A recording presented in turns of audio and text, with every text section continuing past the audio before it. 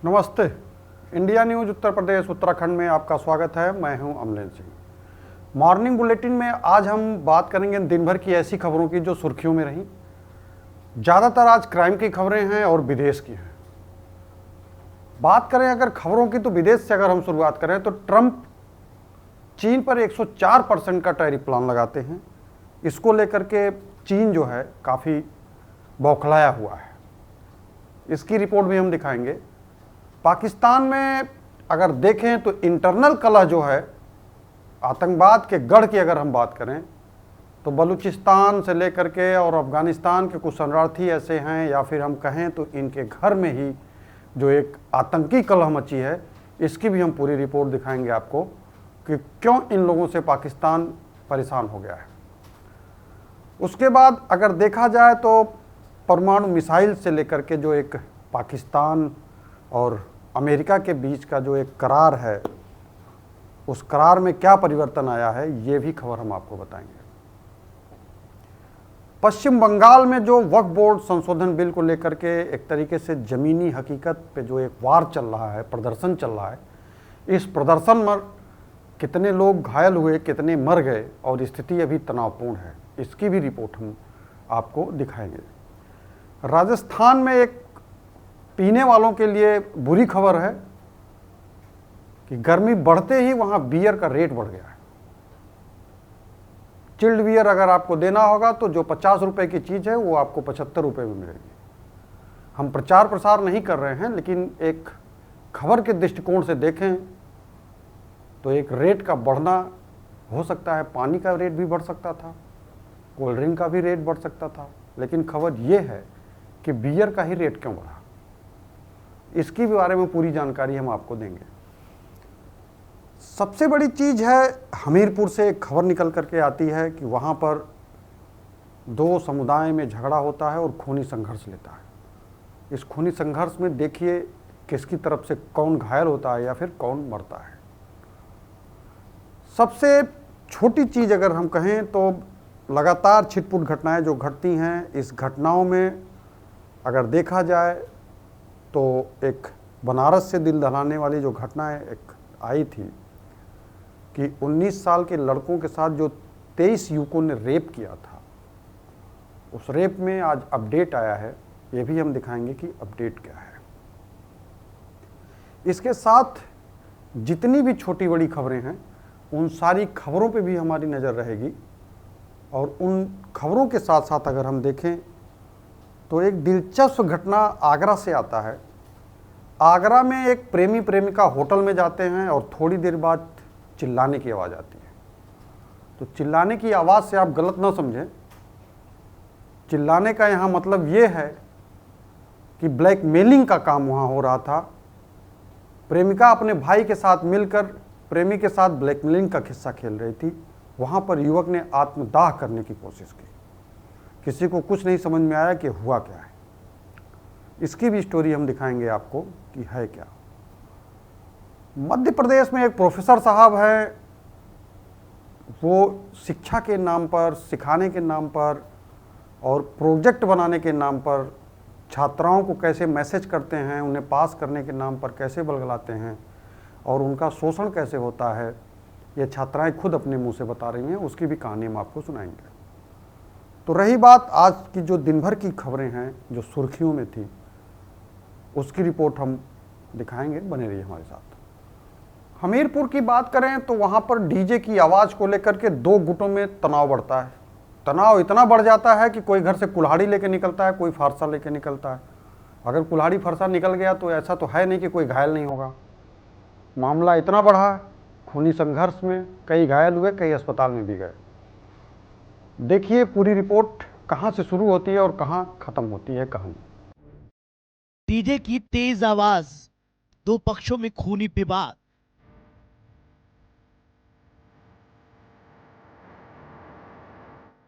DJ पर बवाल, बिगड़े हालात।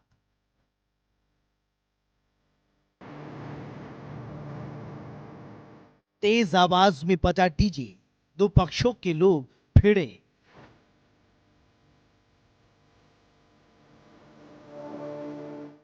लोगों में गुस्सा, डीजे ने माहौल बिगाड़ा।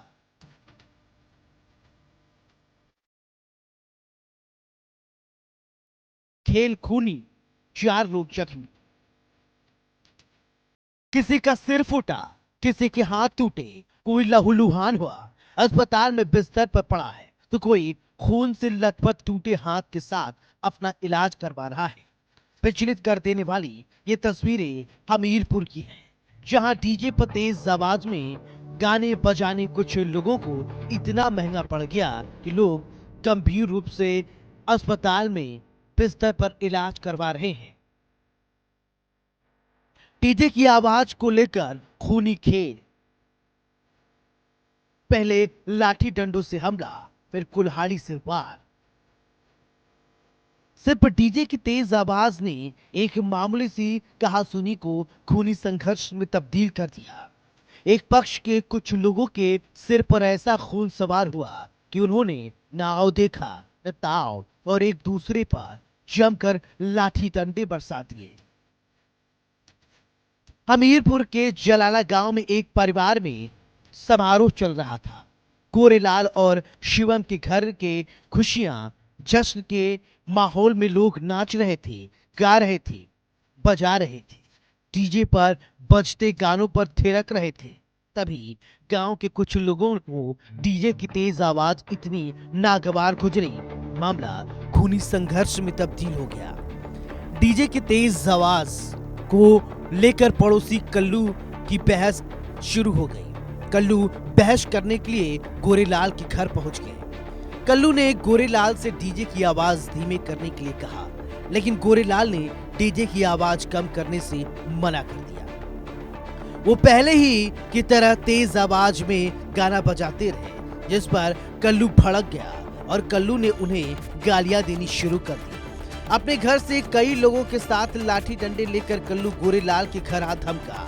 पहले कहा सुनी हुई, लेकिन कुछ देर बाद ही बात इस कदर बिगड़ गई कि लाठी डंडे चलने लगे। कल्लू और उसके परिवार के लोगों ने गोरेलाल पर हमला बोल दिया और गोरेलाल समेत परिवार के 4 लोगों को लाठी डंडों से जमकर पीटा और लहूलुहान कर दिया। हमारे चचा डीजे बजा रहे थे, तो हम मम्मी चली गए थे पेटा लेने, तो हम डीजे बंद कर देते। चचा कहने लगे बजाओ, तो कल्लू आगे कहे डीजे बजाओ, धीमे बजाना। तो हम चचा कह रहे बजाओ, हमारे माने बजाने के लिए। तो बस ये सब जने आ गए, हमारे चचा बैठ थे, बस मारने लगे। मेरे भाई भी आए तो बचाने के लिए, तो उसको भी मारने लगे, हमने भी पड़ गए। मेरी मम्मी आई भाई, तो उनको भी घसीट कर मारा, मतलब पूरा परिवार मार रहा, पूरा घसीट। मारपीट के बीच शिवम की मां बीच बचाव करने की कोशिश में आई, लेकिन उसके साथ भी मारपीट हुई। लोगों के सिर फूटे, किसी का हाथ टूटा तो किसी का पैर खून से लथपथ। 4 लोगों को एम्बुलेंस से ले जाकर अस्पताल में भर्ती करवाया गया। इलाज शुरू हुआ, प्राथमिक उपचार दिया गया, लेकिन 4 की गंभीर हालत को देखते हुए उन्हें डॉक्टर ने कानपुर से रेफर कर दिया। जिला चिकित्सालय की इमरजेंसी में अत्यंत गंभीर घायल अवस्था में 3 लोग लाए गए हैं, जिसमें शिवम 17 साल, गोरेलाल 35 साल, गीता 35 साल। ये जलाला भटपुरा डांडा, थाना कुरारा, हमीरपुर के रहने वाले हैं। डेक की साउंड को लेकर विवाद के चलते प्रकाश में आया है कि पटीदारी में ही किसी ने जो है बुरी तरह से लड़ाई हो गई है, जिससे तीनों लोग जो है अचेत अवस्था में सर हेड इंजरी की हुई है। तीनों लोगों का प्राथमिक उपचार करते हुए हैलेट कानपुर के लिए रेफर कर दिया है। घटना की जानकारी मिलते ही पुलिस मौके पर पहुंची, गांव वालों से पूछताछ की, पूरे मामले की जानकारी ली गई। दोनों पक्षों के तरफ से बयान दर्ज किए गए। अपने अपने बयानों में दोनों पक्षों ने एक दूसरे पर आरोप लगाए, जिसके बाद पुलिस ने दोनों पक्षों के शिकायत पर मामला दर्ज कर आगे की कार्रवाई शुरू कर दी। हमीरपुर से एक बड़ा मामला सामने आ रहा है, जहां पर डीजे की आवाज़ को लेकर एक बड़ा खूनी संघर्ष हो गया है 2 पक्षों में, और दोनों पक्ष में ही एक महिला सहित 4 लोग गंभीर रूप से घायल हो गए। घायलों को इलाज के लिए जिला अस्पताल में भर्ती करवाया गया, जहां से हालत गंभीर होने पर घायलों को कानपुर रेफर कर दिया गया। आपको बता दें पूरा ही मामला कुरारा थाना क्षेत्र के जलाला गांव का है, जहां पर देर रात को एक पक्ष के द्वारा डीजे बजाया जा रहा था, जिस पर दूसरे पक्ष के द्वारा उस पर आपत्ति की गई कि डीजे की आवाज़ को धीरे कर लिया जाए, और धीरे धीरे विवाद इतना गहरा गया कि दोनों पक्षों में संघर्ष हो गया और संघर्ष खूनी संघर्ष में बदल गया। दोनों ही पक्षों ने एक दूसरे के ऊपर लाठी, डंडे और कुल्हाड़ी से वार कर दिए, जिसमें दोनों पक्षों के 4 लोग गंभीर रूप से घायल हो गए। वहीं पुलिस पूरे ही मामले की छानबीन में लगी हुई है और आगे की कार्रवाई में जुट गई है। वीर धनंजय, इंडिया न्यूज़, हमीरपुर। उधार तो आप बहुत लेते होंगे, लेकिन सावधान हो जाइए, उधार न चुकता करने पर आपकी क्या स्थिति हो सकती है, ये मामला जिसका पैसा आपने लिया है उसके दिमाग के ऊपर डिपेंड करता है कि वो आपके साथ कैसा सलूक कर रहा है। अगर आप उसका पैसा नहीं चुकाते हैं टाइम से, तो आप सावधान हो जाइए, आपके साथ भी वही चीज़ हो सकती है जो इस रिपोर्ट में देखिए उधार न देने पे क्या हुआ। पैसे देने पर विवाद, नहीं किया भुगतान।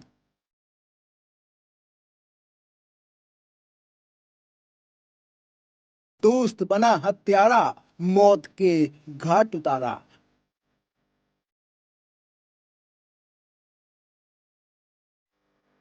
पत्थर से वार, ले ली दोस्त की जान।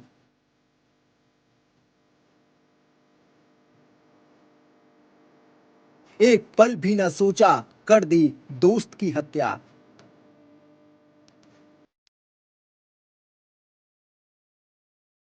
दोस्त बना जान का दुश्मन, पैसों के लिए कत्ल। परिवार पर दुखों का पहाड़ टूट पड़ा है, घर में मातम छा गया है। माँ गम के मारे फूट फूट कर रो रही है। गले से भले ही आवाज ना निकल रही हो, लेकिन दर्द चीख चीख कर एक माँ की दास्तां को सुना रहा है, क्योंकि इस माँ ने अपने बेटे को हमेशा हमेशा के लिए खो दिया है। ये घटना जितनी दर्द भरी है, उससे कहीं ज्यादा हैरान करने वाली है, क्योंकि इस दर्द भरी कहानी को लिखने वाला कोई और नहीं बल्कि एक दोस्त है, जिसने चंद रुपयों के लिए अपने ही दोस्त को मौत के घाट उतार दिया।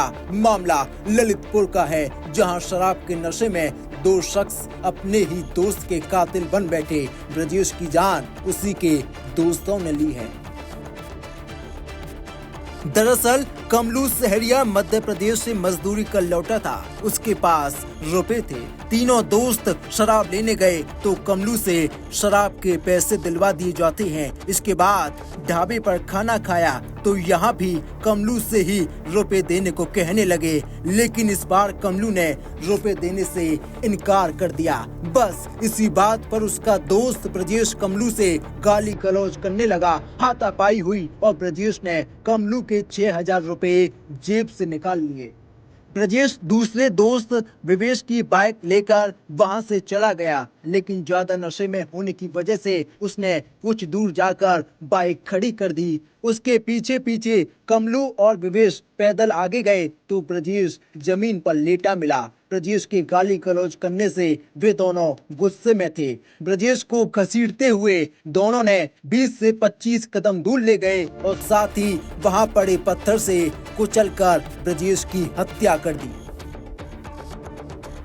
और अर्धनंग अवस्था में खून से लथपथ ब्रजेश के शव को नेशनल हाईवे पर फेंक दिया। उधर ब्रजेश की मां देर रात अपने बेटे की राह तकती रही, लेकिन बहुत देर होने के बाद भी जब बेटा घर नहीं लौटा तो परिजनों ने उसकी तलाश शुरू कर दी, लेकिन ब्रजेश नहीं मिला, जिसके बाद परिजन शिकायत लेकर थाने पहुंचे। पुलिस ने गुमशुदगी का मामला दर्ज किया और तलाश शुरू कर दी। छानबीन के दौरान अमझरा गोना के बीच हाईवे किनारे एक युवक का शव मिला। परिजनों ने पहचान की तो वे ब्रजेश का शव था।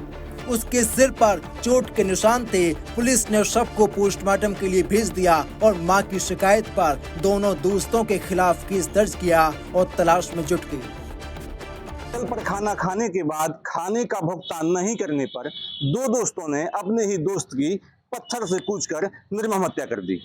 पुलिस ने इस घटना का खुलासा करते हुए बताया कि जो मृतक और उसके साथ जो 2 दोस्त थे, एक ढाबे पर खाना खाने गए थे, जहां खाने का भुगतान करने को लेकर दोस्तों के बीच में विवाद हुआ। उसके बाद ये दोस्त अपने ही दोस्त को ले जाकर हाईवे के किनारे ले गए और वहां पर पत्थर से कूचकर उसकी निर्मम हत्या कर मौके से फरार हो गए। बहरहाल पुलिस ने दोनों आरोपियों को गिरफ्तार कर लिया है और जेल भेज दिया है। Brajesh Pant, India news, Lalitpur. Police ने कार्रवाई की और दोनों आरोपी विवेश और कमलू को गिरफ्तार कर लिया। पुलिस ने थोड़ी सख्ती दिखाई तो दोनों आरोपियों ने कुछ ही देर में अपना गुनाह कबूल कर लिया और तोते की तरह हत्या की पूरी कहानी को पुलिस के सामने खोल कर रख दिया। सूचना पर थाना नारायण द्वारा तत्काल मौके पर पहुंचकर शव के शिनाख्त के प्रयास किए गए, जिससे अज्ञात शव की शिनाख्त ब्रजेश सहरिया उम्र करीब 24 साल निवासी ग्राम गोना थाना नारायण जनपद ललितपुर के रूप में हुई। ब्रजेश सहरिया की हत्या के आरोपी विवेश तथा कमलू ने मृतक के साथ पहले शराब पी और उनका शराब के नशे में आपसी झगड़ा हुआ तथा इसी झगड़े के मध्य विवेश तथा कमलू ने ब्रजेश सहरिया की रोड के किनारे हत्या कर दी। घटना से संबंधित दोनों अभियुक्तों को गिरफ्तार कर विधिक कार्रवाई उपरांत पेशी हेतु माननीय न्यायालय के समक्ष प्रस्तुत कर दिया गया है। ब्रजेश की मां अब अपने बेटे के लिए इंसाफ की गुहार लगा रही है और आरोपियों के खिलाफ कड़ी से कड़ी कार्रवाई करने की मांग कर रही है। शाम के 6 बजे कौन लोग ले गए थे, क्या क्या ले? कमलू और वो विवेक। फिर जब बाजार की क्या लोग आ गए, चलो नारायण चल रहे, अब भैया रहे और रात भर से पता नहीं है। रात भर हमने ढुड़ाई करी बने मोड़ा की। तो कब मिला? वही सारे मिला। कहाँ पे? बड़े टेढ़नो चोट मोट पथरा पटके उनने जब शकल बिगाड़ी। फिलहाल पुलिस ने दोनों आरोपियों का बयान दर्ज किया है और उन्हें गिरफ्तार कर जेल भेजकर आगे की कार्रवाई में जुट गई है। लेकिन इस वारदात ने दोस्ती जैसे रिश्ते पर कई सवाल खड़े कर दिए हैं, क्योंकि कोई सोच भी नहीं सकता कि चंद रुपए किसी को अपने दोस्त का कातिल बना सकते हैं। कुछ पैसे इतने बड़े हो सकते हैं कि उनके सामने किसी की जान छोटी हो जाए। बात वाराणसी की करें तो धर्म नगरी है, वहाँ पे कुकर्म हुआ है। अब कुकर्म 1-2 लोगों ने नहीं किया है, 23 लोगों ने किया है। एक 19 साल की युवती के साथ 23 लोगों ने कुकर्म किया। पुलिस ने केस दर्ज किया, जांच जारी है। देखना यह है कि इसमें आज अपडेट जो आया है वो किस लेवल का अपडेट है। क्या ये 23 युवकों में से कुछ की गिरफ्तारी हुई है कि नहीं हुई है, देखिए इस रिपोर्ट में पूरी कहानी। धर्मनगरी में इंसानियत शर्मसार, दामनी की फिर से आबरू तार तार, हैवानियत की सारी हदें पार, परिवार कहे न्याय दो सरकार। हमारे बच्ची के साथ किस हिसाब से जो है दरिंदगी हुआ है और इस पूरे घटना को किस तरीके से सामूहिक अंजाम दिया गया है, इसमें हमारा चाहना है कि सबको कड़ी से कड़ी सजा मिले। प्रशासन से, न्यायालय से हमको यही उम्मीद है।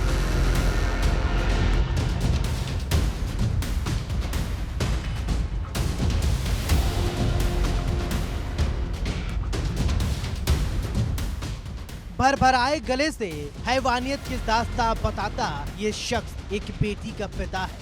तभी आवाज में ये मजलूम अपने जिगर के टुकड़े के साथ कोई हैवानियत की कहानी सुना रहा है। कंठों से फूटते हुए एक एक शब्द भले ही सधे हुए लग रहे हों, लेकिन दिल रो रहा है। लेकिन दिल रो रहा होगा बेटी की कराह से, रोंगटे खड़े हो गए होंगे बेटी की चीख से, रूह कांप गई होगी हैवानों की हैवानियत से और झुक गई होंगी आंखें शर्म से। लेकिन 2 पलों के मर्दानगी में चूर दरिंदों को तनिक भी शर्म न आई। दामनी की आबरू को तार तार करते हुए, जार जार करते हुए प्रशासन ने हमको जैसे जैसे अपने साथ कहा उस तरीके उनके साथ हम खड़े रहे, रात दिन जैसे जैसे उन्हें कहा ये कराना है, इसे कराना है, हर चीज़ों के साथ हम खड़े रहे। दामिनी के साथ दरिंदों ने 1 नहीं, 2 नहीं, 3 नहीं, बल्कि पूरे 7 दिनों तक हैवानियत की। 7 दिनों तक एक बेटी का चीखे सुनने वाला कोई नहीं था। परिवार बेटी को खोजने में लगा हुआ था। पुलिस थानों के चक्कर लगा रहे थे, लेकिन हासिल कुछ भी नहीं हुआ। वो तारीख जब दामिनी अपने दोस्त के घर के लिए निकली थी, लेकिन उस दिन घर नहीं लौटी। एक एक कर 6 दिन बीत गए, दामिनी घर नहीं लौटी। परिवार को बेटी की चिंता सताने लगी। परिजनों ने लालपुर थाने में गुमशुदगी की रिपोर्ट लिखवाई। पुलिस हरकत में आई, लेकिन गुमशुदगी की रिपोर्ट के बाद कुछ लड़के दामिनी को पांडेपुर चौराहे पर छोड़कर चले गए, जिसके बाद परिवार के सामने वो घटना सामने आई, जिससे पूरा परिवार सन्न रह गया। दरवाजे पर दस्तक हुई, दरवाजा खोला गया। दामिनी बदहवास हालत में दरवाजे पर खड़ी थी।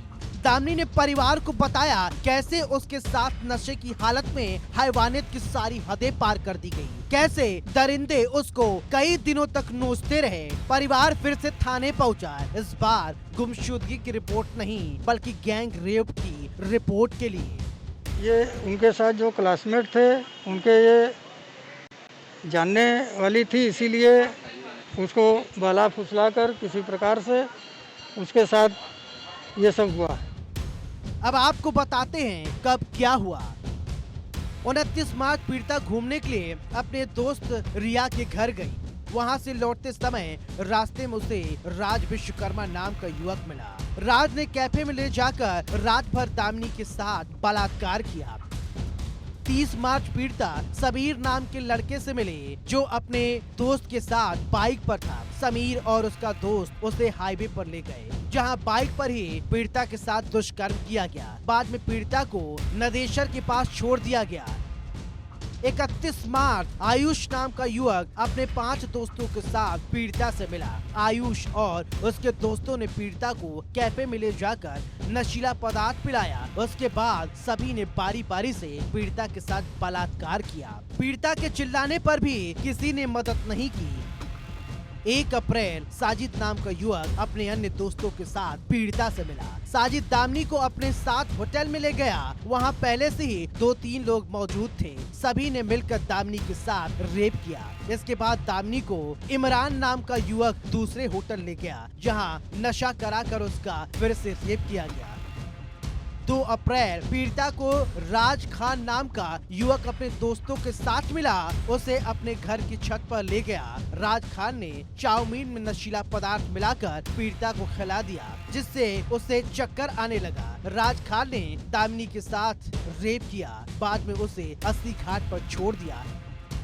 3 अप्रैल दामिनी अपने दोस्तों के घर गई। नशे की हालत में वहीं सो गई। दामिनी शाम को दोस्त के घर से बाहर निकली। दानिश नाम का युवक उसे अपने एक दोस्त के कमरे पर ले गया। वहां पहले से ही मौजूद सुहेल, शोएब और अन्य फिर से हैवानियत किए। दामिनी को नशे की हालत में चौका घाट के पास छोड़ दिया गया, जहां से वो किसी तरह अपने दोस्त के साथ घर पहुंची। 4 अप्रैल पीड़िता घर वापस आई। पूरी घटना के बारे में परिवार को सिलसिलेवार तरीके से बताई। अब पिता अपनी बेटी के लिए न्याय की गुहार लगा रहा है। इस मामले में 12 लोगों को नामजद और 11 अज्ञात लोगों के ऊपर मुकदमा दर्ज किया गया है। पुलिस ने 9 आरोपियों को गिरफ्तार कर जेल भेज दिया है। पुलिस बाकी अन्य आरोपियों की तलाश में जुट गई है। वाराणसी में युवती के साथ रेप के मामले में अब तक 9 आरोपियों को गिरफ्तार करके मजिस्ट्रेट के सामने पेश किया गया। हालांकि उसके बाद उसे जेल भेज दिया गया। इन घटना में, इन रेप कांड में 23 आरोपी हैं, जिसमें 12 नामजद और 11 अज्ञात है। लेकिन पुलिस अभी तक केवल 9 आरोपियों को गिरफ्तार की है, उनको जेल भेज दिया गया है। बाकी जो सूत्र बताते हैं, कई अन्य आरोपी हैं जिनको गिरफ्तार किया गया, हिरासत में लिया गया है और उनसे पूछताछ जारी है। जिन जगहों पर युवती के साथ रेप होता है, जिन बार में रेप होता है, जिन होटल और रेस्टोरेंट में युवक साथ गए थे, उन सभी जगह पर क्राइम ब्रांच और लोकल थानों की टीम पहुंचकर सीसीटीवी फुटेज निकाल ली है और इस सीसीटीवी फुटेज के आधार पे अन्य भी आरोपियों को जल्द गिरफ्तार किया जाएगा। पुलिस ने 9 आरोपियों को गिरफ्तार तो कर लिया है, लेकिन कहीं ऐसा तो नहीं तारीख पर तारीख और अंत में आरोपियों की रिहाई। साल 2012 में दामिनी के केस के बाद खूब हल्ला हुआ, खूब चर्चा हुई। कानून की किताबों में कुछ काले अक्षर जोड़े गए। आज भी दामिनी की आबरू को तार-तार किया जाता है। अभी तक कोई भी ऐसा सजा क्यों नहीं हुई जिससे दरिंदों की रूह कांप जाए? अभी तक कोई ऐसी सजा क्यों नहीं देखने को मिली जो नजीर बन सके? वाराणसी से आकाश यादव के साथ इंडिया न्यूज उत्तर प्रदेश उत्तराखंड। बात अमेरिका है कि मानता नहीं, टैरिफ पे टैरिफ लगाया जा रहा है और टैरिफ का ये कंडीशन हो गया है कि कोई देश संतुष्ट है, कोई रुष्ट है। बात आज आई ऐसे ही कि जब चीन की बात आई तो अमेरिका 104% का टैरिफ चीन पे लगाता है। चीन बौखला गया है। इंटरनल कहानी यह है कि एशियाई देशों में चीन किस तरीके से कब्जा कर रहा है, किस देश का सपोर्ट कर रहा है, किस देश पे लेकर के वो अपना रुख नरम कहाँ कर रहा है, इन सारी चीज़ों की इनसाइड स्टोरी देखिए इस रिपोर्ट में। ट्रंप, टैरिफ और तेवर, अभी बाकी है पिक्चर। अल्टीमेटम के बाद एक्शन में ट्रंप सरकार। चीन ने दिखाई आंख, ट्रंप ने दिया जवाब। टैरिफ से बौखलाया चीन, ड्रैगन की उड़ी नींद। अमेरिका चीन की तनातनी, टैरिफ पर ठनी। अमेरिका ने चीन पर फोड़ा टैरिफ बम। ट्रंप की वार्निंग के बाद लगाया 104% टैक्स, तो बढ़ गई सुपर पावर और चीन के बीच तनातनी। जैसे ही टैरिफ वार अमेरिका और चीन के बीच शुरू हुआ तो दुनिया भर के बाजारों में ट्रेड वार की आहट सुनाई देने लगी। लेकिन न तो ट्रंप पीछे हटने को तैयार है और न ही चीन अपने कदम पीछे ले रहा है। तो वहीं चीन ने अमेरिका की टैरिफ आक्रामकता के खिलाफ अंत तक लड़ने की कसम खा ली है। चीन ने ट्रंप के टैरिफ के खिलाफ मोर्चा खोला। चीन अमेरिका को जवाब देगा। चीन और अमेरिका के बीच ट्रेड वार शुरू हो चुका है।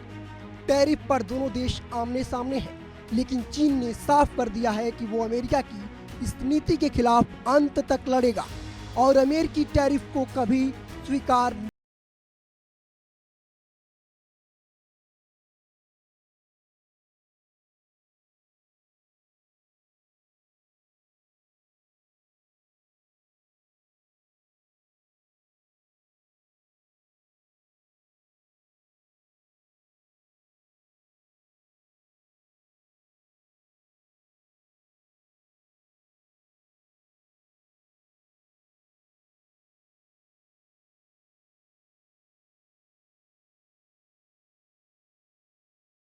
दूसरी बार ट्रंप ने चीन के खिलाफ 2 अप्रैल को 34% अतिरिक्त टैरिफ का ऐलान कर दिया, जिसके बाद चीन तिलमिला उठा और ड्रैगन ने इसका जवाब अमेरिका पर 34% टैरिफ लगा कर दिया।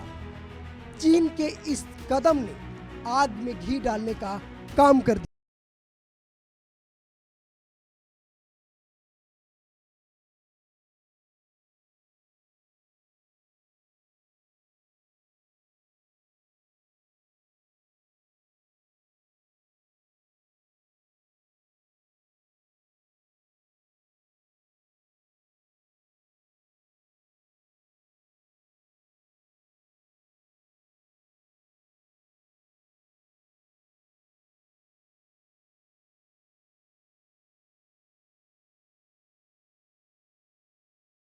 देश किसी भी तरह के नकारात्मक बाहरी प्रभावों का मुकाबला करने के लिए पूरी तरह से सक्षम है। ऐसे बयानों से तो यही लग रहा है कि चीन ने पहले से ही ट्रंप के टैरिफ से निपटने की तैयारी कर रखी है। चीन के शीर्ष नेता ट्रंप के टैरिफ हमले से निपटने के लिए कमर कस रहे हैं, जिसके लिए हाई लेवल बैठक दौर भी चीन में शुरू हो चुका है। Bureau report, India news.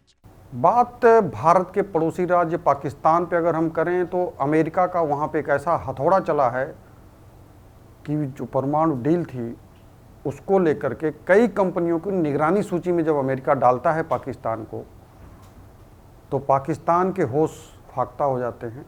और इतना ही नहीं, पाकिस्तान बिलबिलाया हुआ है और उधर उसका पड़ोसी देश चीन के ऊपर टैरिफ 104% लगा हुआ है, उसकी भी बिलबिलाहट नहीं समझ में आ रही है। ये टैरिफ का प्लान जो है कई अगल बगल देशों से तो नहीं जुड़ा है, उसकी चपेट में पाकिस्तान अगर आ रहा है तो ये निगरानी कांड क्या है और ये सूची कैसी है जो निगरानी करने के बाद पाकिस्तान की बौखलाहट बढ़ गई है। देखिए पूरी रिपोर्ट।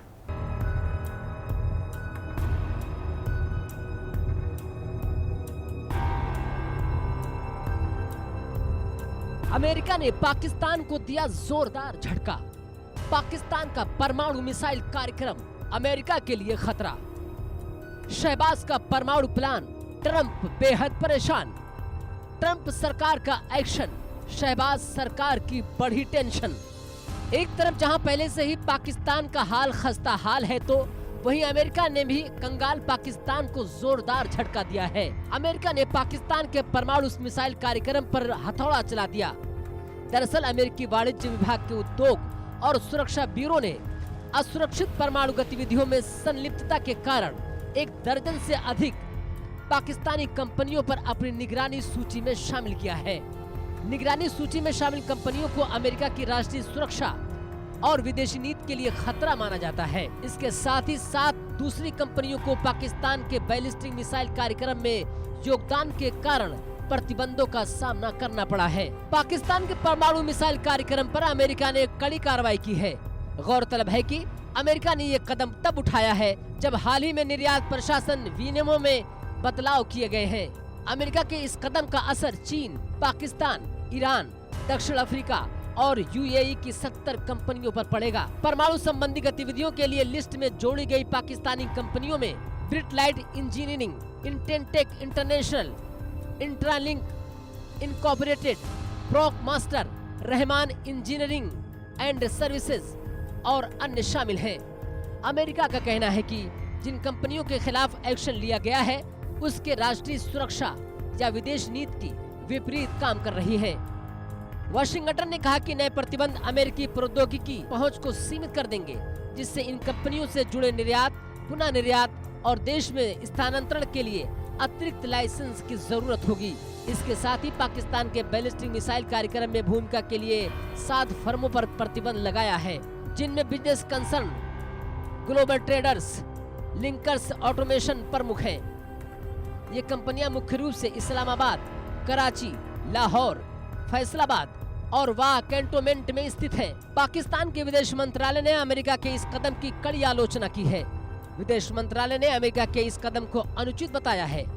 पाकिस्तान ने कहा कि अमेरिका के इस कदम का असर पाकिस्तान के आर्थिक विकास पर पड़ेगा। अमेरिका की ये कार्रवाई वैश्विक निर्यात नियंत्रण उद्देश्य के लिए प्रतिकूल है। वैसे ये पहला मौका नहीं है जब अमेरिका ने इस तरह की कार्रवाई की है। इससे पहले दिसंबर में भी अमेरिका सरकार ने पाकिस्तान के नेशनल डेवलपमेंट कॉम्प्लेक्स और कराची स्थित 3 वाणिज्यिक संस्थाओं पर भी प्रतिबंध लगा दिया था। गौरतलब है कि साल 2021 में अफगानिस्तान से अमेरिका की वापसी के बाद पाकिस्तान के साथ वाशिंगटन के संबंध तनावपूर्ण बने हुए हैं और अब पाकिस्तान के परमाणु कार्यक्रम पर पाकिस्तान के प्रतिबंध ने शहबाज सरकार की टेंशन बढ़ा दी है। Bureau report, India news.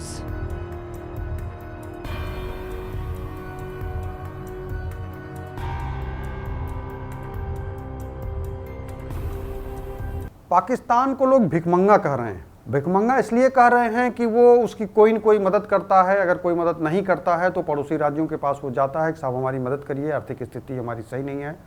हमारे यहाँ आटा तक इतना महंगा हो गया है कि लोग रोटियां खाने के लिए परेशान हैं। और इस भिखमंगेपन की कहानी ये है कि वहाँ इंटरनल लोग ऐसे युद्ध के तरीके से भिड़ गए हैं कि वहाँ गृह युद्ध की कंडीशन आ गई है। बलूचिस्तान के लोग, अफगानिस्तान के लोग इंटरनल वहाँ जो रह रहे हैं, शरणार्थी बन के रह रहे हैं, वो भी लोग परेशान कर रहे हैं पाकिस्तान को। पाकिस्तान की एक कंडीशन आ गई, वो अपनों से ही लड़ रहा है। देखिए इस पूरी रिपोर्ट में कि पाकिस्तान किस तरीके से परेशान हो चुका है और घुटने टेकने के नौबत उसके आ गए।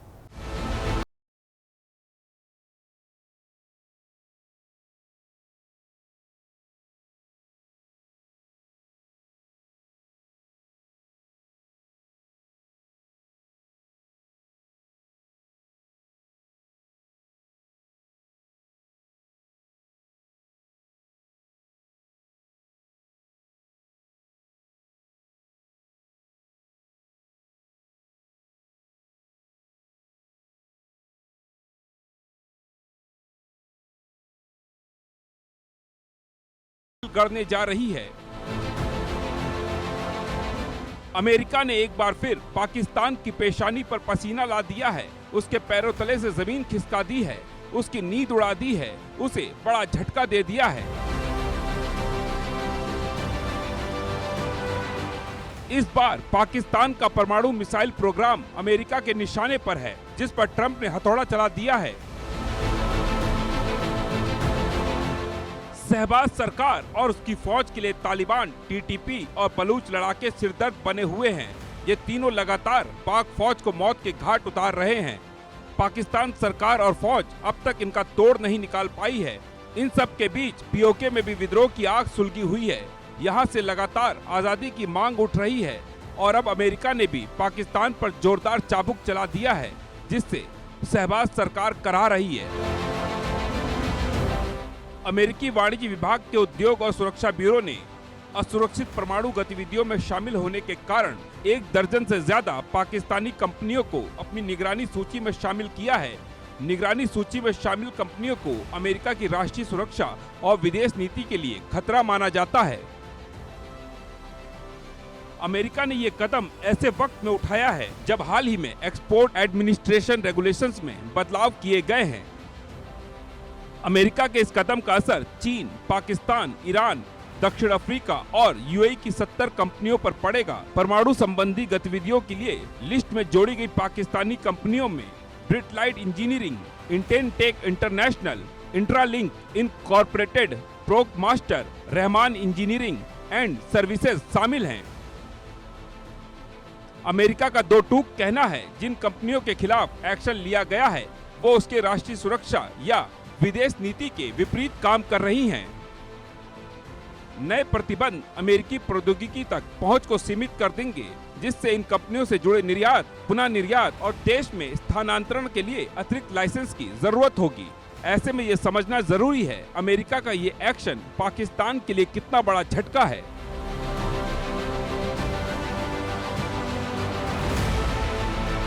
अमेरिका की एडमिनिस्ट्रेशन ने पाकिस्तान की कम से कम 4 बड़ी कंपनियों, जिनमें पब्लिक सेक्टर की कंपनीज भी हैं और प्राइवेट कंपनीज भी हैं, उन पर बैन लगा दिया है, क्योंकि अमेरिका को शक था कि ये प्राइवेट कंपनीज और ये सरकारी कंपनीज भी अमेरिका और यूरोप से अलग अलग तरह की टेक्नोलॉजी को चोरी करके पाकिस्तान में किस तरह से और भी ज़्यादा भयंकर न्यूक्लियर हथियार बनाए जाएं, उसकी तरफ कंट्रीब्यूट कर रही थी। अमेरिका के इस फैसले से पाकिस्तान में तूफान मचा है। शहबाज सरकार को समझ नहीं आ रहा करे तो क्या करे, इसका क्या तोड़ निकाले, क्योंकि ये पहली बार नहीं है जब अमेरिका ने पाकिस्तान पर इस तरह चाबुक चलाया हो। इससे पहले दिसंबर 2024 में भी अमेरिका ने पाकिस्तान को बड़ी चोट दी थी। अमेरिका ने पाकिस्तान पर लंबी दूरी वाली बैलिस्टिक मिसाइलें बनाने का आरोप लगाते हुए उसके मिसाइल प्रोग्राम से जुड़ी 4 कंपनियों पर बैन लगा दिया था। इसमें पाकिस्तान की सरकारी एरोस्पेस और defence agency national development complex भी शामिल थी। अमेरिका ने पाकिस्तान के प्रोग्राम को अपने लिए खतरा बताया था और अब एक बार फिर ट्रंप पाकिस्तान को लेकर हाइपर एक्शन मोड में है, जिसका पाकिस्तान विरोध तो कर रहा है, लेकिन वो भी जानता है उसके विरोध का अमेरिका पर असर नहीं पड़ने वाला। अमेरिका अपने फैसले से पीछे नहीं हटने वाला। पाकिस्तान के विदेश मंत्रालय ने अमेरिका के कदम को अनुचित बताया है। विदेश मंत्रालय के प्रवक्ता शफकत अली खान का कहना है, अमेरिका के इस कदम का असर पाकिस्तान के आर्थिक विकास पर पड़ेगा, लेकिन सवाल ये है अब पाकिस्तान क्या करेगा। अमेरिका ने पाकिस्तान पर ये जो चाबुक लगाया है, ये जो रेस्ट्रिक्शन डाला है, इससे पाकिस्तान की जो सरकार है उसे जग जाना चाहिए, ख़ास तौर से पाकिस्तान की आर्मी और पाकिस्तान की आईएसआई, क्योंकि पाकिस्तान की आर्मी और आईएसआई बहुत कोशिश कर रही है कि आने वाले सालों में या दशकों में और ज़्यादा भयंकर न्यूक्लियर हथियार बनाएं और ज़्यादा लॉन्ग रेंज रॉकेट्स और मिसाइल्स बनाएं, जो कि शायद अमेरिका तक पहुंच सकते हैं। ऐसे में पाकिस्तान के ऊपर अमेरिका जो ये दबाव डाल रहा है, ये विश्व की शांति के लिए बहुत ज़रूरी है। हाँ, पाकिस्तान की डीप स्टेट, पाकिस्तान की आर्मी, आईएसआई के लिए बहुत बड़ा वार्निंग भी है।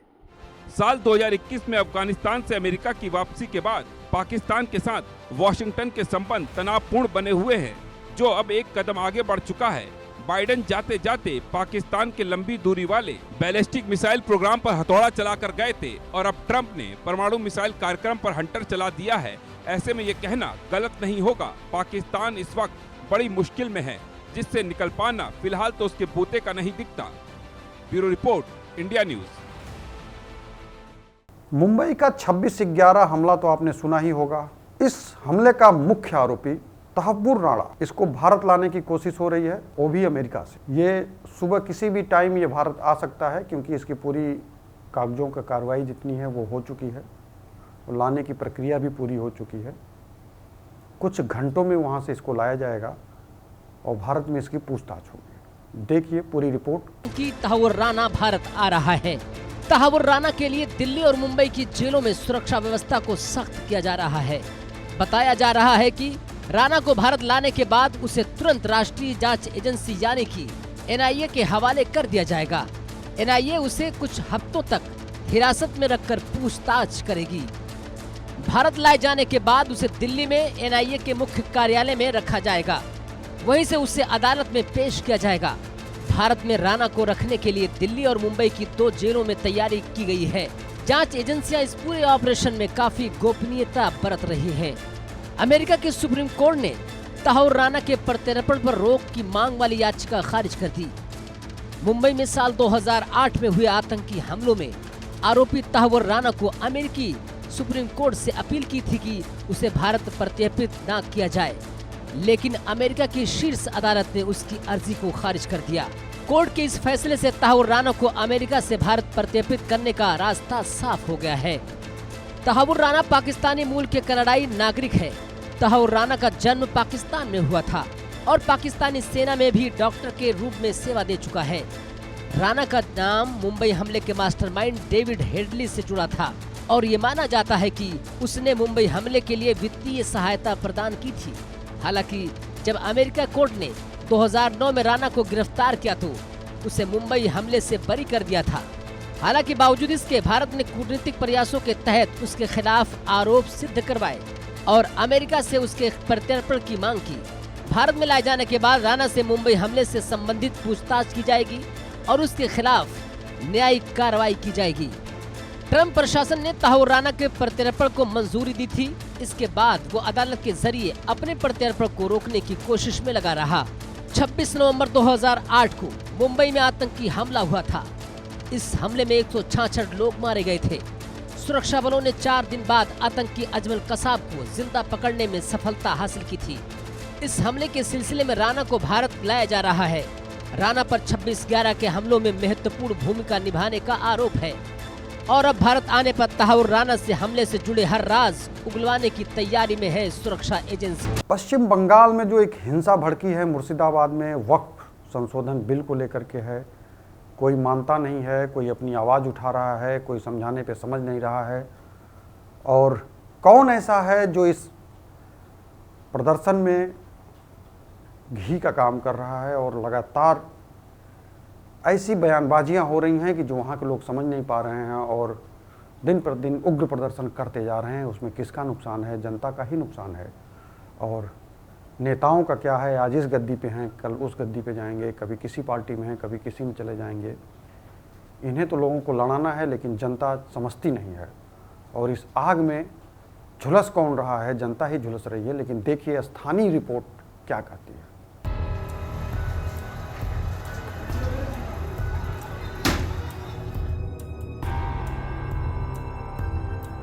दीदी के बंगाल में बवाल की ये सबसे ताजा तस्वीरें हैं, जहां मुर्शिदाबाद नफरत की आग में जल उठा, वक्फ पर लगी आग में सुलग उठा।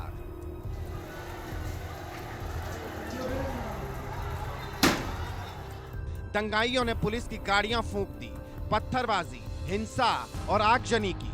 वक्फ के विरोध के नाम पर सड़कों पर उत्पात मचाते रहे, हंगामा करते रहे, पुलिस पर पथराव करते रहे, बंगाल को जलाते रहे।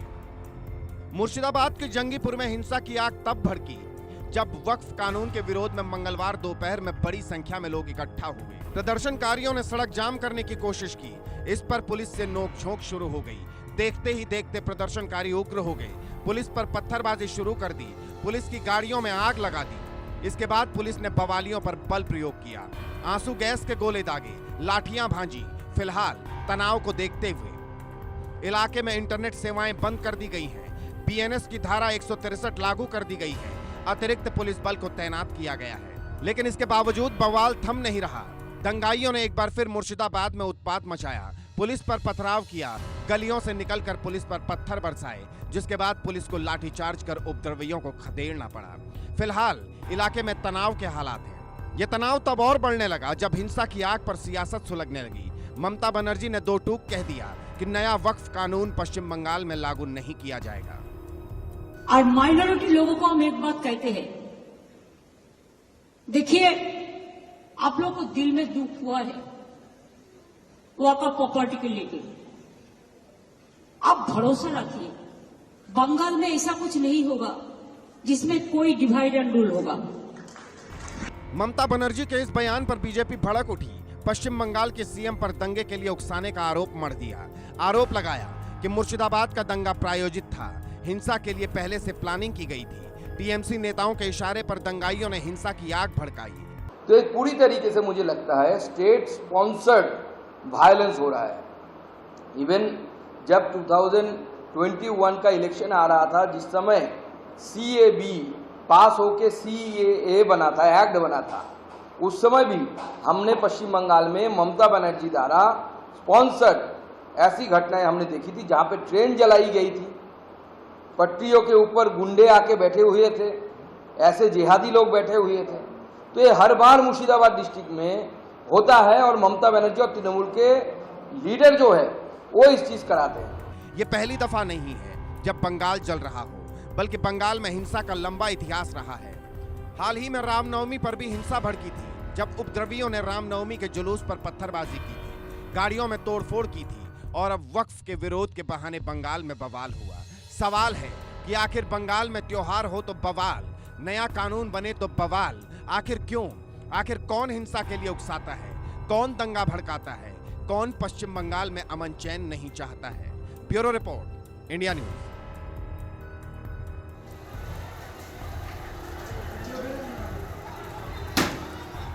बात अगर बियर की करें और ठंडी आ जाए तो शायद आपके चेहरे खिल गए होंगे कि बियर का जो एक महत्व है वो गर्मी में क्यों आता है। ठंडी बियर गर्मी में इतना ही सुनते बहुत लोगों के जो है एक तरीके से गांव की कहावत में कहें तो लाल टपकने के बराबर हो जाती है। इस कंडीशन में राजस्थान में जो आई है, और बियर का मैं इसलिए जिक्र कर रहा हूं क्योंकि राजस्थान में बियर महंगी हो गई है और सिर्फ गर्मी के चक्कर में हुई है। बियर का रेट नहीं महंगा हुआ, ठंडा करने का रेट महंगा हुआ है।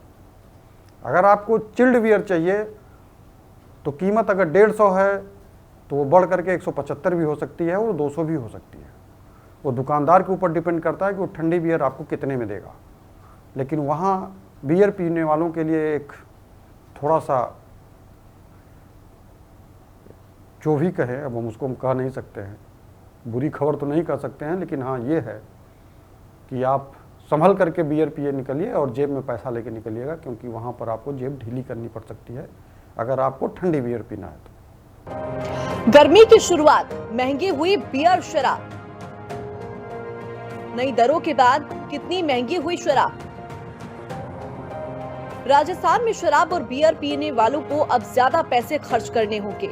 शराब के शौकीनों को अब अपनी जेब ढीली करनी होगी, क्योंकि राज्य सरकार की नई आबकारी नीति के अनुसार अब बियर और शराब की कीमतों में बढ़ोतरी कर दी गई है और सरकार का ये फैसला 1 अप्रैल 2025 से लागू हो चुका है। बियर की कीमत में 15 रुपए की बढ़ोतरी की गई है, जबकि शराब की बोतल 20 से लेकर 200 रुपए तक बढ़ा दिए गए हैं। राजस्थान में अब बियर की एक बोतल 175 रुपए में मिलेगी, जबकि प्रीमियम शराब की बोतल की कीमत 1035 रुपए तक पहुंच गई है। सरकार ने एक्साइज ड्यूटी बढ़ाकर राजस्व बढ़ाने के लिए ये कदम उठाया है, लेकिन आम जनता, खासकर युवाओं की जेब पर इसका असर पड़ रहा है। राजस्थान में शराब के दाम बढ़ने के साथ ही पंजाब और हरियाणा जैसे पड़ोसी राज्यों से तस्करी का खतरा भी बढ़ गया है। इन राज्यों में शराब राजस्थान के मुकाबले अब भी काफी सस्ती मिल रही है। यही वजह है कि तस्करों के लिए एक मुनाफे का सौदा बनता जा रहा है, क्योंकि तस्कर सस्ती शराब को सीमावर्ती जिलों के रास्ते राजस्थान में ले जाकर महंगे दामों पर बेच सकते हैं। पंजाब में 31 मार्च 2025 को शराब के पुराने ठेकों की समय सीमा खत्म होने पर दुकानदारों ने भारी छूट के साथ स्टॉक खाली किया। लोगों को शराब की बोतलें लगभग आधी कीमत पर मिल रही थी। इसके अलावा कई दुकानदारों ने एक साथ एक मुफ्त का ऑफर भी दिया, जिससे शहरों में शराब की दुकानों पर भारी भीड़ देखने को मिली। लोग थोक में पेटियां उठाते हुए नजर आए। 1 अप्रैल से नई एक्साइज पॉलिसी लागू होने से पहले लोगों ने जमकर स्टॉक जमा कर लिया। मध्य प्रदेश के जबलपुर की अगर हम बात करें तो वहाँ एक प्रोफेसर साहब वो छात्राओं से प्रोजेक्ट के नाम पर परेशान करते हैं, अश्लील मैसेज करते हैं मोबाइल नंबर पर। कुछ छात्राएं हैं जो उनका सपोर्ट करती रही होंगी, इसलिए प्रोफेसर साहब लगातार कोशिश करते हैं। कई छात्राएं अब उसका विरोध भी कर रही हैं। प्रोफेसर साहब की शिकायत होती है, प्रोफेसर साहब के खिलाफ जांच भी हो रही है। अब देखने की बात यह है कि प्रोफेसर साहब यौन उत्पीड़न के मामले में कब तक बचते हैं और कौन इन्हें बचाता है। नाम अब्दुल करीम खान, पेशा कॉलेज में प्रोफेसर, आरोप कॉलेज की छात्राओं को अश्लील एसएमएस भेजे। जिस गुरु के कांधों पर छात्रों का भविष्य संवारने का जिम्मा हो, उस गुरु की नजर जब अपनी ही छात्राओं के जिस्म पर हो तो पढ़ाई का क्या होगा। खबर की तस्दीक कीजिए। ये खबर मध्य प्रदेश के जबलपुर की है, जहां OFK गर्ल्स कॉलेज के प्रोफेसर अब्दुल करीम खान इकोनॉमिक्स पढ़ाते हैं। यहाँ सभी छात्र छात्राएं प्रदर्शन करने को मजबूर हैं। आखिर छात्रों की ऐसी क्या मजबूरी है कि वो प्रोफेसर के खिलाफ प्रदर्शन कर रहे हैं? इसकी वजह बड़ी है। दरअसल प्रोफेसर पर आरोप है कि वो छात्राओं को अश्लील एसएमएस भेजते हैं। एक छात्रा को भेजे गए मैसेज का स्क्रीनशॉट इंडिया न्यूज तक भी पहुंचा, जिसे हम आपको स्क्रीन पर ब्लर करके दिखा रहे हैं। दरअसल इस मैसेज में गुरुजी ने छात्रा को बेहद गंदी बात लिखकर भेजी है। छात्रा का आरोप क्या है, जरा सुनिए। ये थोड़ा पढ़ाई से रिलेटेड था, असाइनमेंट के बारे में। उनसे क्वेश्चन मांगे थे मैंने, सो उनने दिए भी और मैंने बराबर उन्हें बनाकर जमा कर दिया। इसके बाद जो उन्होंने 3 फरवरी से स्टार्ट किया, लगातार मैंने उन्हें समझाया भी सर आप एक शिक्षक हैं और मैं छात्र, इसके आगे कोई बात नहीं, लेकिन उन्होंने ना मानते हुए बार बार परेशान किया। अब्दुल करीम खान से। क्या करते हैं? प्रोफेसर है इकोनॉमिक्स। गुरुजी की गंदी हरकत के बाद कॉलेज में छात्र संगठन ABVP ने आंदोलन शुरू कर दिया। थाने में प्रदर्शन हुआ और आरोपी प्रोफेसर पर कड़ी से कड़ी कार्रवाई की मांग की गई। ABVP ने आरोप लगाया कि ऐसा सिर्फ एक छात्रा के साथ नहीं हुआ, ऐसी 6 पीड़ित छात्राएं हैं जिनके साथ गुरुजी ने ऐसी गंदी हरकत की। सभी की मांग है कि आरोपी प्रोफेसर को जल्द से जल्द निलंबित किया जाए। OFK में हमारे कार्यकर्ताओं के द्वारा ये बताया गया कल कि कई बहनों के साथ में ऐसा हो रहा है कि जो इकोनॉमिक्स के प्रोफेसर हैं अब्दुल करीम सर, वो आपत्तिजनक मैसेज उनको भेजते हैं, कहीं CC के बहाने, कहीं किसी बहाने से उनका नंबर लेके फिर उनको आपत्तिजनक मैसेज भेजते हैं। तो हमने तत्काल प्रभाव से आज ही वहाँ पे धरना प्रदर्शन कर आंदोलन किया, जिसमें AD मैम को हमने उनसे मांग की कि उनको तुरंत निलंबित किया जाए वहाँ से, और AD मैम वहाँ पे आई और FIR भी उसके बाद हम लोगों ने करवाया वहाँ पे। आरोपी प्रोफेसर पर केस दर्ज हो गया है। पुलिस की कार्रवाई भी लगातार जारी है। पुलिस जांच की बात कह रही है तो छात्रों की मांग है कि आरोपी को तत्काल सस्पेंड किया जाए।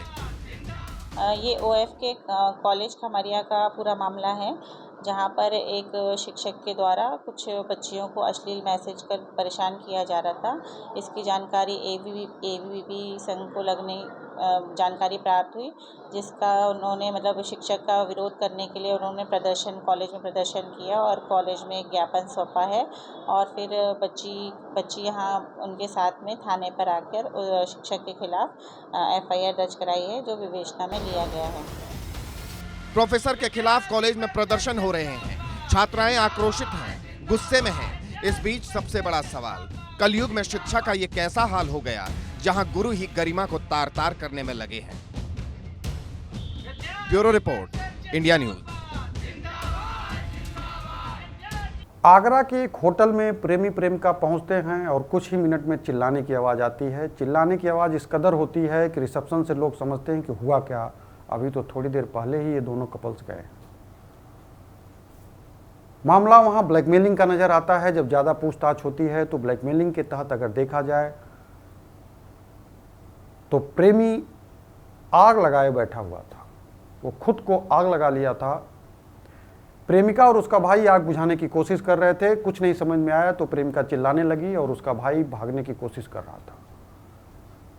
लड़के को आनन फानन में अस्पताल में भर्ती कराया गया। बाद में पता लगा कि ये दोनों प्रेमी प्रेमिका जब वहाँ पहुँचे तो लगातार ये उसका प्रेमिका का जो भाई था उस लड़के को ब्लैकमेल कर रहा था। वो ब्लैकमेलिंग से आजिज आकर के आत्मदाह की कोशिश किया और कुछ % वो झुलसा और अस्पताल में पहुँच गया। देखिए रिपोर्ट। आगरा से इश्क में फेल होने पर खुद को आग लगाने की हैरत अंगेज तस्वीरें सामने आई हैं। प्रेमिका कंचन के साथ होटल पहुंचे चंद्रशेखर ने देखिए कैसे अचानक खुद को आग लगा ली। बचाने आई प्रेमिका कंचन भी झुलस गई। ये तस्वीरें आपको विचलित कर सकती हैं। आग की तस्वीरों से 5 मिनट पहले ही कंचन और चंद्रशेखर इस होटल में पहुंचे थे। फिर ऐसा क्या हुआ कि आग लगाकर चंद्रशेखर होटल में दौड़ने लगा। होटल स्टाफ के मुताबिक दोनों ने पति पत्नी बताया था खुद को। पहचान के तौर पर अपनी आईडी भी दी। इसके बाद उन्हें दूसरी मंजिल पर कमरा नंबर 201 दे दिया गया था। कमरे में पहुंचते ही कंचन फ्रेश होने चली गई। जब वो करीब 5 मिनट बाद बाहर आई तो कमरे में बदबू फैली हुई थी। चंद्रशेखर के हाथ में माचिस थी। उसने चंद्रशेखर से पूछा कि ये बदबू कहाँ से आ रही है। इस पर चंद्रशेखर ने कंचन से कहा, अपने पापा को फोन कर और कह दे तू शादी नहीं करना चाहती, जिससे वो घबरा गई। बोली घर चलकर बात करेंगे, होटल में तमाशा मत करो। बस इसी बात से गुस्से में चंद्रशेखर ने माचिस से खुद को आग लगा ली। कंचन ने तुरंत पलंग से कंबल उठाकर आग बुझाने की कोशिश की, जिससे उसके हाथ जल गए। शोर सुनकर होटल कर्मी कमरे की तरफ दौड़े और आग बुझाने का प्रयास किया। आगरा थाना हरिपर्वत इलाके के होटल किंग पार्क में संदिग्ध परिस्थितियों में एक युवक ने अपने आप को आग के हवाले कर लिया। जब वो आग की लपटों में झुलसा हुआ था तो होटल स्टाफ ने उसको बचाया। हमारे साथ बात करने के लिए मिले थे। क्या पूरी घटनाक्रम रहा, कौन आए थे, क्या रहा? मैं अंकित टंडन हूँ, होटल का मैनेजर हूँ। 12 बजे के टाइम पे मैंने रूम दिया। कौन कौन था? 2 गेस्ट थे और युवक युवती थे। दोनों को आईडी ली थी हमने। अच्छा। 12 बजे के टाइम पे आए। 12:05 पे लड़का एकदम कम्बल पे आग लगू हुआ। ये मालूम नहीं क्या हुआ, मैं नहीं मालूम। अंदर रूम में जैसे हमारे को हमारा स्टाफ ऊपर काम कर रहा था, उन्हें हल्ला मचाया। तो हमारे हर फ्लोर पे सिलेंडर रखे थे फायर के। तो हमने वो तत्काल हमने पानी न डालते हुए हमने सिलेंडरों को तत्काल उस लड़के पर खड़का, जिससे उसको राहत मिली। हमने उसको बुझाया और तत्काल हमने अपने चौकी इंचार्ज को खबर करी। वो तत्काल 5 मिनट के सेकंड के अंदर आए और उन्होंने अपनी कार्रवाई करी, जिससे क्या कहते हैं लड़के को हॉस्पिटल पहुँचाया गया। सबसे पहले हमने उसको हॉस्पिटल पहुँचाया हमारी पुलिस ने। चंद्रशेखर का 80% शरीर जल चुका है, उसकी हालत गंभीर है। वहीं कंचन का हाथ जल गया। आपको बता दें कि चंद्रशेखर चांदी की ढलाई का काम करता है। करीब 10 साल पहले उसकी शादी अंजलि से हुई थी और 2 बच्चे भी हैं। करीब 1.5 साल पहले उसकी जिंदगी में एक नया मोड़ आया। उसकी फेसबुक पर कंचन से पहचान हुई। साल 2022 में कंचन की शादी हुई थी, लेकिन पति से तलाक के लिए कोर्ट में केस लड़ रही थी। कंचन के परिजनों ने उसका रिश्ता फिर से तय कर दिया था। यही बात चंद्रशेखर को नागवार गुजरी और उसने लड़की को बुलाकर शादी न करने को कहा। बात बढ़ी तो खुद को आग लगा ली। इसी तरीके की रिपोर्ट हम आपके सामने डेली मॉर्निंग में पेश करते रहेंगे। दिन भर की जितनी सुर्खियों में खबरें थीं, बड़ी खबरें हों, छोटी हों, सोशल मीडिया की खबरें हों, इंटरनेशनल खबरें हों, आर्थिक जगत की खबरें हों, एंटरटेनमेंट की खबरें हों, जो भी सुर्खियां बनाए हुई थी, सारी सुर्खियों की जैसे खबरें हैं उन पर सारी हमारी नज़र रहेगी और हम आप तक लेकर आते रहेंगे। आज के लिए फ़िलहाल इतना ही। नमस्कार।